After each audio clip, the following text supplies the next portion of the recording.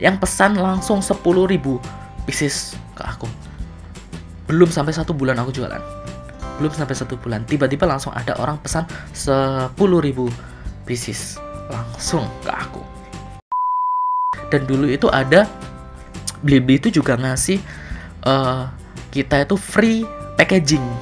Jadi dulu itu aku dapet plastik gitu loh, plastik buat bungkus barang, bungkus jilbabku. Waktu itu aku jualan jilbab, bungkus jilbab itu free dari Blibli, gratis. Kita dapat plastik berapa banyak, ratusan kalau nggak salah itu. Kemudian ada kardusnya juga, itu juga free dulu dapatnya. Yang mungkin bisa teman-teman ambil adalah kalau misalnya teman-teman jualan itu jangan maruk, ibaratnya jangan maruk di waktu pertama. Halo teman-teman, selamat datang di channel Mari Berkarya. Kali ini aku akan share pengalamanku dari mulai bisnis sampai sekarang.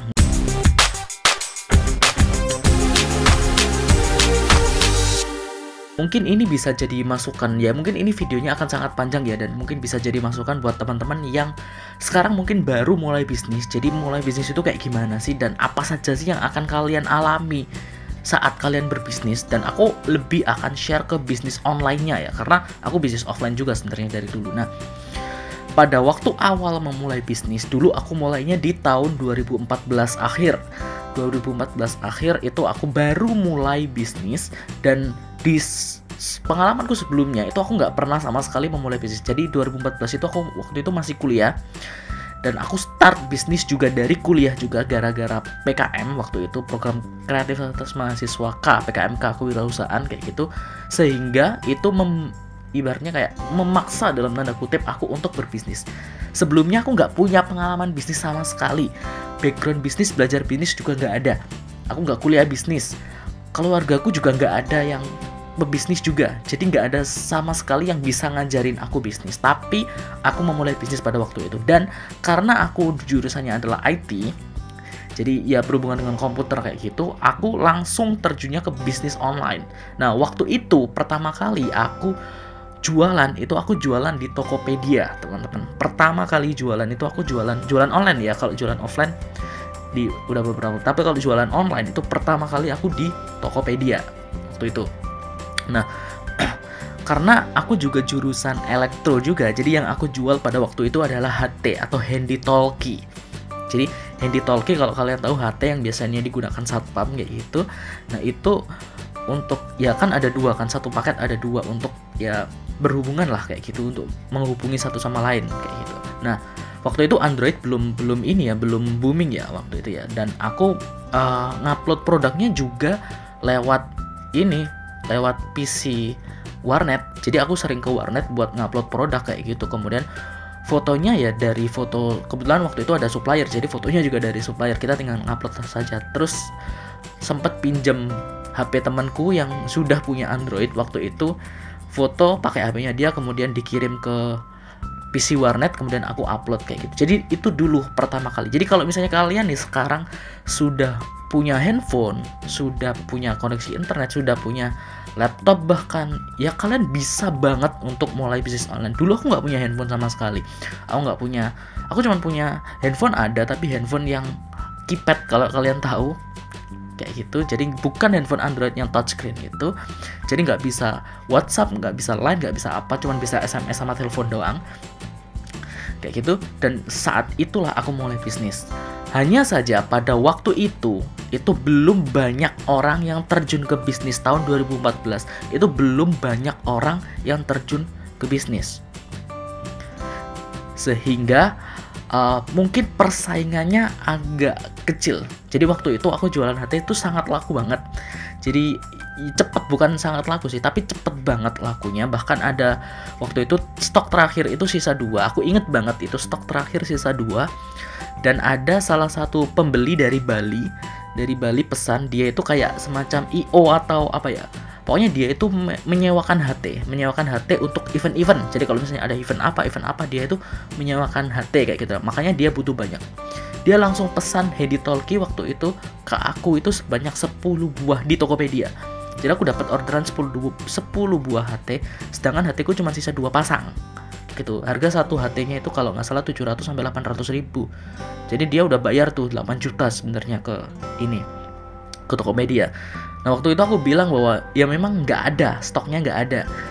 Ya udah dia cancel, kemudian dia pesan lagi 2 kayak gitu. Nah kalau misalnya ada lagi tolong hubungi kami lagi ya Pak, kayak gitu. Jadi saking apa ya, ibaratnya sebenarnya online itu dari dulu udah banyak sekali dimanfaatkan. Hanya saja memang penjual pada waktu itu masih sedikit penjualnya. Jadi nggak terlalu banyak penjual. Jadi ya persaingannya ya nggak terlalu ketat. Kalau misalnya kalian sekarang itu beda banget sama dulu. Mungkin kalau kalian mulai saat ini, kalau kalian mulai bisnis itu mungkin kalian akan langsung berhadapan dengan raksasa-raksasa besar gitu. Toko-toko yang sudah besar, yang sudah penjualannya udah banyak, penjualannya baik di Tokopedia, Shopee, Lazada, Bukalapak, semuanya itu udah ini besar, itu udah toko-toko besar. Jadi akan sangat susah kalau misalnya kalian buka toko baru di marketplace. Nggak kayak dulu. Cuman ada caranya. Nanti di akhir aku akan jelaskan caranya kayak gimana. Balik lagi, jadi aku dulu sudah upload ke Tokopedia dan aku juga upload ke Facebook. Kemudian setelah itu, setelah dari HT, aku jualan busana muslim, jilbab, gamis dan sebagainya. Oh jilbab dulu sih, jilbab dulu, kemudian gamis. Kalau jilbab itu ada pengalaman unik, aku jualan di Blibli sama Lazada waktu itu. Blibli sama Lazada. Yang kalau misalnya kalian di angkatanku tahun 2015, kalau 2016, kalau kalian di angkatanku, kalian pasti tahu bahwa kalau misalnya kita jualan di Blibli dan jualan di Lazada itu kalian tanda tangan kontrak. Bener gak? Kalau misalnya kalian angkatanku dulu, itu kita itu tanda tangan kontrak teman-teman. Jadi itu Blibli itu, contohnya di Blibli ya, Blibli itu ibaratnya ngirimkan apa ya, jadi seingatku dulu itu kalau nggak salah ada 40 lembar perjanjian kerjasama yang harus aku tanda tangani, kemudian aku paraf setiap halamannya kayak gitu. Jadi aku bacain itu satu-satu. Blibli sama Lazada, aku lupa yang mana, pokoknya dua-duanya tanda tangan kontrak kayak gitu. Kemudian di Blibli dulu juga ada fasilitas yang enak banget dulu. Kalau misalnya kalian jualan di Blibli itu kita dapat foto gratis. Jadi ada artis-artis atau ada model-model dari Blibli langsung, kita tinggal nyerahkan produknya. Waktu itu aku jualan jilbab, jadi jilbabnya itu aku kasih 20 SKU ke Blibli, bukan kasih sih, pinjamkan jilbab ke Blibli. Nanti tim Bliblinya sendiri itu akan mencarikan model dan meminta dan melakukan fotografi, melakukan foto di modelnya itu pakai produkku kayak gitu. Jadi itu free, enak banget. Dulu itu kayak gitu, kita disupport. Jadi kita dapat 20 foto model, foto produk kita, foto jilbab yang aku jual dulu dengan model. Dan modelnya udah dipilihkan sama Blibli, fotonya udah dieditin sama Blibli, enak banget. Kemudian kita juga diajari, waktu itu ada salah satu staff dari Blibli, aku lupa namanya apa, dia itu yang membawai, waktu itu aku di Surabaya, jadi yang membawai area Surabaya mungkin ya, kita diajari cara menggunakan aplikasi seller center kayak gimana, cara upload produk kayak gimana, cara nulis deskripsi kayak gimana, kayak gitu. Dulu tuh enak banget kayak gitu. Kalau misalnya dan ada trainingnya, Lazada sama Blibli dulu itu ada trainingnya, training tiap hari Jumat kalau nggak salah ya, Jumat Sabtu kalau nggak salah. Aku selalu ikut training online kayak gitu. Nah training offline juga ada waktu itu di kantornya di Jakarta. Aku lupa alamatnya di mana. Cuman aku nggak pernah ikut kejauhan karena aku di Jawa Timur kan, Surabaya. Di Jakarta kejauhan. Jadi aku ikut yang online-nya saja. Nah, itu kita diajarin cara jualannya kayak gimana, cara nulis deskripsi kayak gimana, cara nambahkan produk kayak gimana, kayak gitu. Dulu itu ekosistemnya seperti itu. Kalau sekarang kayak gampang aja gitu loh, join daftar di Lazada, Blibli, kemudian Tokopedia, Shopee, makanya penjualnya banyak. Kalau dulu penjualnya sedikit, jadi persaingannya itu sedikit kayak gitu. Dan apalagi kita diajari, kita dibekali, kita dibantu. Dan dulu itu ada Blibli itu juga ngasih kita itu free packaging. Jadi dulu itu aku dapet plastik gitu loh, plastik buat bungkus barang, bungkus jilbabku. Waktu itu aku jualan jilbab, bungkus jilbab itu free dari Blibli, gratis. Kita dapat plastik berapa banyak, ratusan kalau nggak salah itu. Kemudian ada kardusnya juga, itu juga free dulu dapatnya. Dan ya itu membantu banget gitu loh bagi kita yang waktu itu kan, aku kan ibaratnya kayak UMKM ya, kayak masih baru gitu loh, bukan bentuk perusahaan dan sebagainya. Jadi ya kayak gitu, enak banget karena dibantu fotonya juga dibantu, packagingnya dibantu, enak banget gitu. Sekarang mungkin nggak bisa didapatkan karena nggak ada mungkin ya. Tapi kalau trainingnya kalau nggak salah ada. Lazada sama Blibli itu masih menyediakan training kalau nggak salah sih. Karena aku udah nggak jualan di sana lagi.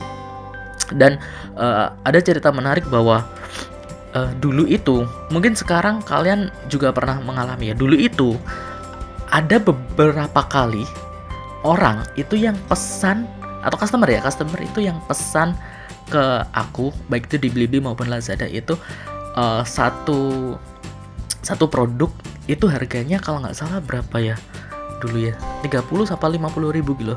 Sedangkan ongkos kirimnya itu 120 ribu. Gila nggak? Itu di Palu kalau nggak salah, di Palu Sulawesi. Jadi produknya tuh harganya tuh cuman sekitar 30 sampai 50 ribu, ongkos kirimnya tuh 120 ribu, dan mereka itu mau beli gitu. Wah, itu beberapa kali kayak gitu. Dan ternyata memang setelah aku telusuri, setelah aku cari tahu, ternyata di sana itu dijualnya dengan harga mahal gitu. Jadi kalau misalnya ini tips juga buat teman-temannya, kalau misalnya teman-teman pengen jualan produk yang nggak tahu kalau sekarang ya, kalau dulu itu ini pengalamanku dulu. Kalau teman-teman jualan produk-produk yang murah-murah di sini, kalian bisa jual ke orang-orang yang ada di luar pulau, teman-teman. Entah itu di Kalimantan, Sulawesi, Papua mungkin ya, NTT, kayak gitu. Kalau Bali nggak tahu sih aku. Biasanya aku lebih sering dapat itu dari Kalimantan sama Sulawesi. Kita itu akan dibeli dengan harga mahal. Karena apa? Karena harga barang di sana itu mahal. Bahkan mungkin 2 kali lipat dari harga di sini gitu loh. Misalnya katakanlah di sini ada satu produk, misalnya pakaian, jilbab, atau apa ya, sepatu atau tas atau apa, di sini katakanlah harganya itu cuma 50 ribu. Di sana itu bisa 100 ribu lebih. Makanya mereka itu berani untuk bayar kita mahal. Meskipun ongkirnya mahal, mereka tuh mau beli. Kenapa ya? Karena dijualnya di sana mahal. Kayak gitu. Makanya teman-teman kalau misalnya, ini tips aja ya, kalau misalnya teman-teman itu jualan produk yang ya pengen dibeli dengan harga mahal, coba aja jual ke luar kota. Atau kalau mungkin teman-teman punya teman di sana, katakanlah, coba aja kirim produknya teman-teman ke sana. Siapa tahu dia bisa bantu buat jualin dengan harga mahal. Kayak gitu. Nggak tahu kalau sekarang ya, kalau dulu memang seperti itu.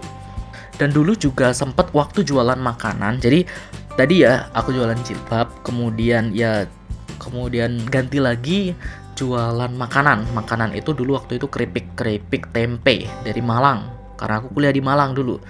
Nah, keripik tempe aku datangi suppliernya. Nah, ini teman-teman, ini tips juga teman-teman. Kalau misalnya teman-teman pengen cari supplier itu kayak gini, aku share. Waktu itu aku datang ke hampir semua, bukan hampir semua sih, ya banyak lah beberapa toko dan beberapa pabrik di Malang. Aku datangi tuh satu-satu. Jadi aku temui ya siapapun yang ada di sana lah. Aku temui, aku tanya, ini produknya apa? Kemudian ini boleh, ini nggak boleh dropship, nggak boleh, ini nggak jadi reseller nggak, kayak gitu. Kalau misalnya dropship nggak boleh ya udah jadi reseller boleh nggak, kayak gitu. Kemudian ada yang ditolak, ya tentu saja karena waktu itu aku masih baru lulus gitu loh, jadi nggak ada yang percaya kayak gitu. Kemudian ya banyak sekali ditolak, tapi ada beberapa yang menerima. Nah, ada salah satu toko yang dia itu memang produksi sendiri. Jadi toko itu tuh produksi sendiri, memberdayakan istilahnya ibu-ibu di sana. Ibu-ibu di sana itu memberdayakan buat goreng tempe, waktu itu keripik tempe kayak gitu. Nah, ada satu toko ini dan aku kerja sama toko ini. Oke, aku stok waktu itu 100 buah, langsung aku beli 100 buah dengan harga waktu dulu itu aku dapatnya 2.300 apa kalau nggak salah ya, 2.300 per 100 gram keripik tempe dengan banyak rasa kayak gitu. Dan aku jualnya 3.000 waktu itu ya, aku jualnya 3.000, dapatnya 2.300, dan aku jual 3.000 itu di beberapa warung-warung. Aku titipkan juga ke warung-warung, ternyata harganya kemahalan di warung-warung. Waktu itu harganya kemahalan karena memang target marketnya di sana. Ini mungkin bisa kalian ambil pelajarannya. Jadi di warung-warung itu harganya kemahalan. Kenapa? Karena target market atau orang-orang yang ada di sana itu menginginkan sesuatu yang murah gitu loh, menginginkan sesuatu produk apapun pokoknya murah dan enak kayak gitu, sehingga banyak yang nggak beli, banyak yang kebuang kayak gitu. Waktu aku titipkan di warung-warung. Tapi pada waktu aku promosi di online waktu itu, aku pakai Facebook untuk menjelaskan. Jadi aku gak hanya promosi teman-teman, aku menjelaskan manfaat keripik tempe itu kayak gimana, kemudian rasa-rasa yang ada di keripik tempe itu kayak gimana, kemudian dia keunikan produkku itu kayak gimana. Aku jelasin pakai artikel, pakai tulisan, pakai apapun, pakai gambar dan sebagainya di Facebook. Dan ada tiba-tiba gitu kan orang dari Semarang kalau nggak salah waktu itu, pokoknya di Sumatera, yang pesan langsung 10.000 pieces ke aku. Belum sampai 1 bulan aku jualan, belum sampai 1 bulan, tiba-tiba langsung ada orang pesan 10.000 pieces langsung ke aku. Waktu itu sangat pusing karena kapasitas produksinya nggak sampai segitu gitu. Aku dikasih waktu seminggu untuk memenuhi pesanan itu, sedangkan kapasitas produksi di supplier aku nggak bisa kayak gitu. Ya aku cari berbagai macam cara lah untuk memenuhi pesanan itu, tapi ya akhirnya nggak deal karena ya negosiasi untuk ongkos kirim, karena aku nggak mensubsidi ongkos kirim. Ongkos kirimnya dulu itu jatuhnya kalau nggak salah 1 juta, 1 juta apa 2 juta gitu loh, segitulah, 2 jutaan kalau nggak salah ongkos kirimnya doang, belum harga produknya kayak gitu. Jadi menurut mereka kemahalan, jatuhnya kemahalan karena ongkos kirim. Nah aku nggak mensubsidi ongkos kirimnya, harusnya aku dulu itu mensubsidi ongkos kirimnya biar mereka itu puas, kemudian mereka bisa pesan lagi kayak gitu. Itu kesalahan pertama. Nah yang mungkin bisa teman-teman ambil adalah kalau misalnya teman-teman jualan itu jangan maruk, ibaratnya jangan maruk di waktu pertama.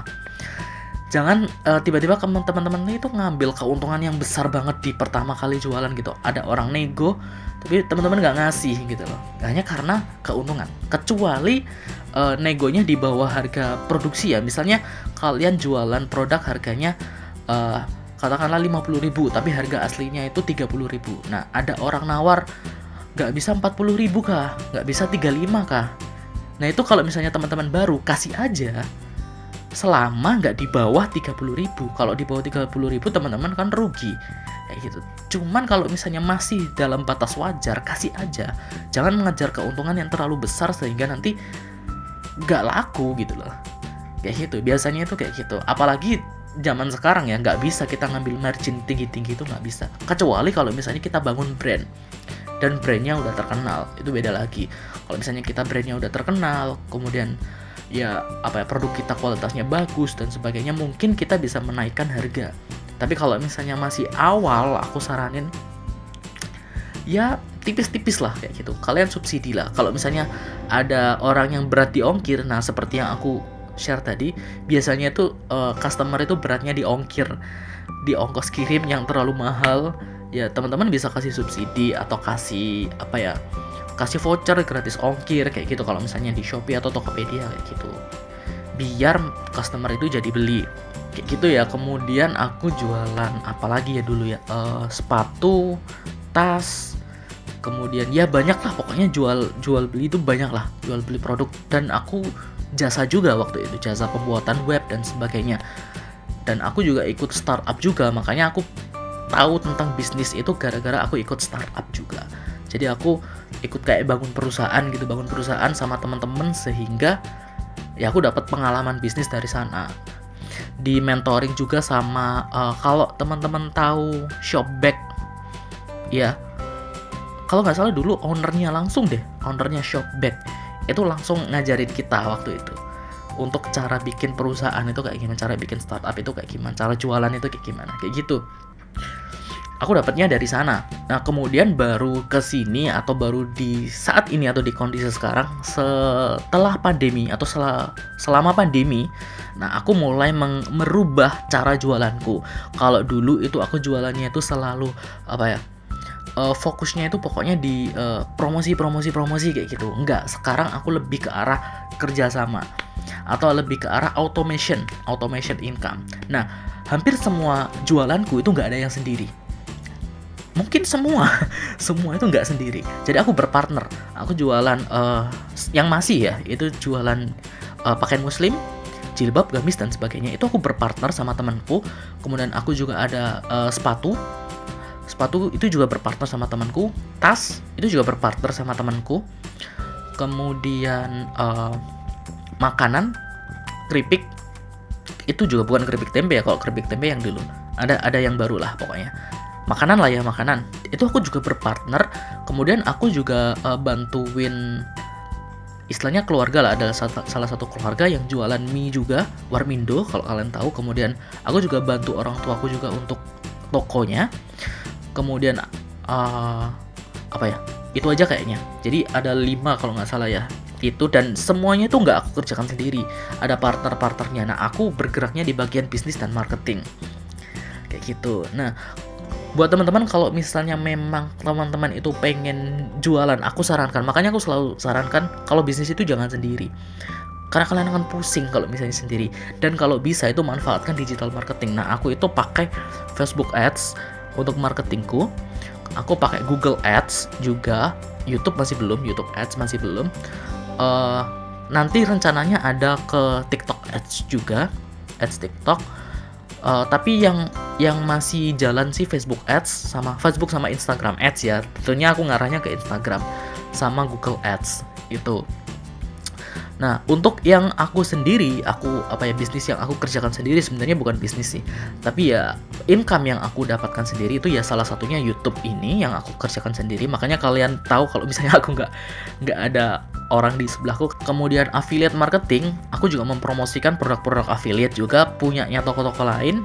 Ya affiliate Tokopedia, Shopee, Lazada, Blibli masih belum, tapi ada kayaknya affiliate-nya Blibli. Kalau nggak salah, kemarin aku cari-cari.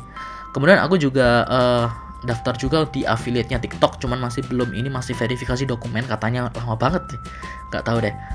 Kayak gitu, dan mungkin nantinya aku akan adakan kelas bisnis. Jadi aku akan share pengalamanku lebih detail lagi, karena mungkin kalian paham kan kalau misalnya dari 2014 itu aku nggak stop sama sekali di bisnis. Jadi memang aku kerja, tapi aku bisnis sambilan, itu jalan terus. Tapi ganti-ganti, ada bisnis jilbab, bisnis ini, bisnis itu, bisnis ini, dan sebagainya kayak gitu. Cuman masalahnya karena ya itu tadi banyak yang aku kerjakan, jadi aku nggak sempat tuh untuk bikin kelas atau sharing atau apa kayak gitu. Mungkin kalau misalnya sharing sedikit di YouTube ini aku bisa gitu kan. Makanya kan di YouTube ini, di channel ini, kalau misalnya kalian ngikuti, aku nggak pernah sekalipun live kan. Ya karena memang yang aku kerjakan ada beberapa kayak gitu. Nah kalau misalnya nanti sudah aku otomatiskan, karena rencanaku itu aku mau mengotomatiskan incomeku. Jadi dari sisi marketing itu otomatis karena aku pakai digital marketing. Oh ya, sama satu lagi itu aku lagi belajar tentang print on demand. Kalau teman-teman tahu print on demand, nah kalau misalnya otomatisnya ini sudah berjalan, maybe nanti akan ada kelas, maybe ya, tapi aku belum tahu, aku belum merencanakan ke arah sana. Oke, kemudian sesuai janjiku ini udah 20 menit kalau nggak salah.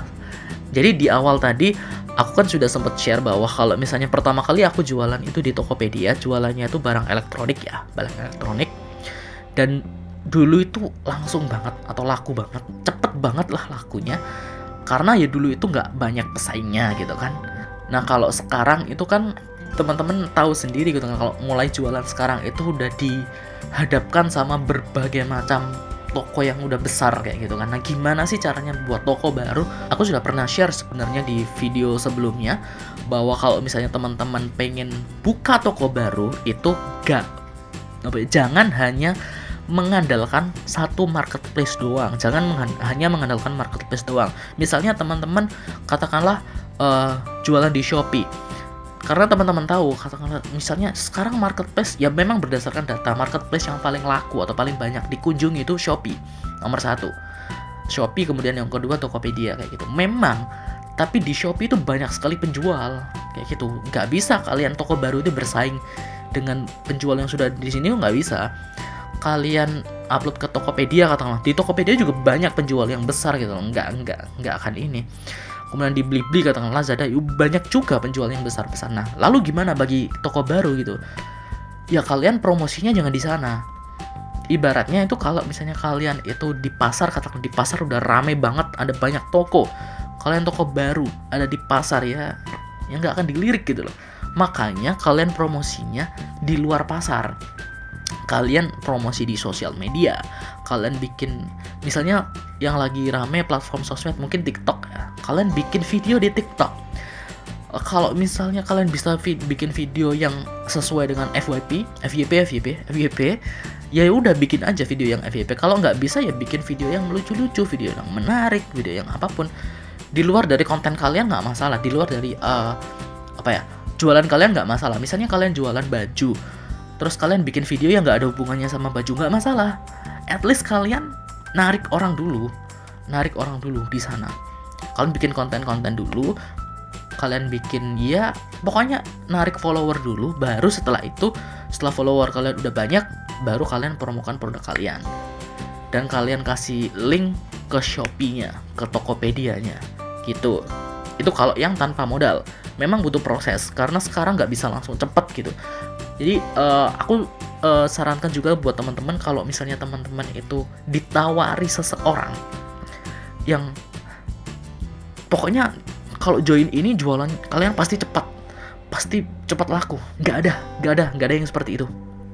Kecuali bayar, beda lagi.